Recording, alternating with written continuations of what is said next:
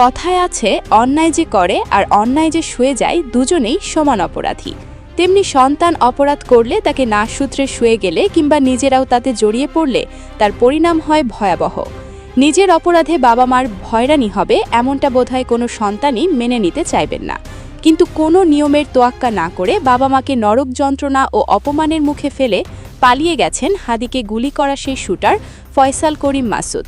আর পুলিশের কাছে ধরা পড়ার পর আদালতে তারা এবার তাদের সন্তানের বিরুদ্ধে চাঞ্চল্যকর তথ্য দিয়েছেন, যাতে করে হতবাক অনেকেই।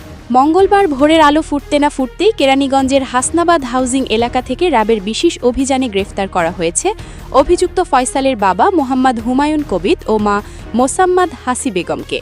পরে তাদের ঢাকা মহানগর গোয়েন্দা পুলিশের কাছে হস্তান্তর করা হয়েছে। এরপর বুধবারে তাদের ঢাকা মেট্রোপলিটন ম্যাজিস্ট্রেট আদালতে হাজির করা হলে বিচারকের খাস কামরায় তারা তাদের সন্তানের করা অপরাধ ও তাকে সহযোগিতার কথা স্বীকার করতে বাধ্য হয়েছেন এবং দিয়েছেন সেই ঘটনার চাঞ্চল্যকর বর্ণনা।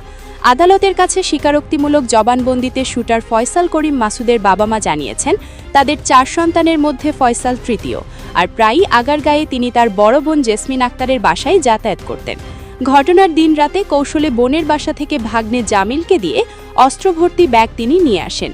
এরপর সে সময় বাবা মার সঙ্গে দেখা করে নিজের 2টি ফোনের একটি ফেলে দিয়ে অন্যটি তার মাকে দিয়েছিলেন।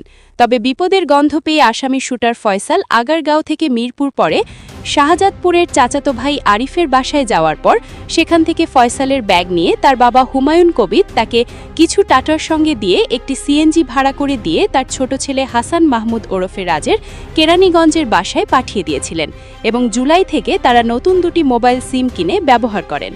অর্থাৎ তাদের পালাতে এবং প্রাথমিকভাবে অস্ত্র লুকাতে শুরু থেকেই সাহায্য করে এসেছিলেন তার বাবা মা। তবে তাদের সব সাহায্যই যেন এখন রীতিমতো পণ্ডসাম। ইতোমধ্যেই ফয়সালের বোন জেসমিনের বাসার নিচ থেকে ব্যবহৃত আগ্নেয়াস্ত্রের 2টি ম্যাগাজিন ও 11 রাউন্ড গুলি উদ্ধার করেছে র্যাব। এছাড়াও বাকি অস্ত্রগুলো নরসিংদী থেকে উদ্ধার করা হয়েছে। এরপর এই ঘটনার জবানবন্দি শেষে ফয়সালের বাবা মাকে কারাগারে পাঠানোর নির্দেশ দিয়েছেন আদালত। সাদিয়া ইসলাম, নিউজ ভিএনএন।